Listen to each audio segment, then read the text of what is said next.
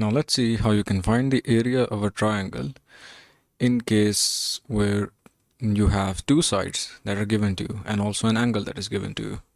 So if you remember from last time, basically if you have two sides given to you and the included angle as well, then you can use this formula, right?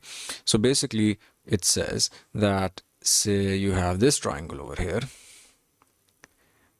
and the sides A, B and gamma are sides A and B are given to you, also the angle gamma.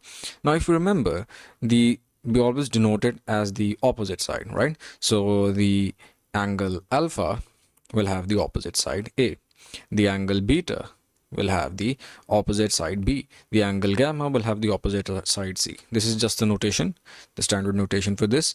And to use this sine formula of the area, you need to have two sides and the angle those two sides make.